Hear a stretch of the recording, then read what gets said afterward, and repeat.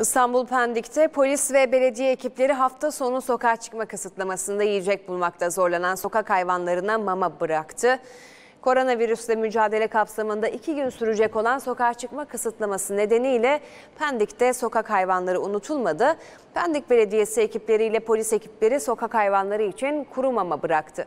Özellikle sokak hayvanlarının yoğun görüldüğü Pendik sahilinde bulunan kedi evlerinin mama kaplarına mama bırakıldı.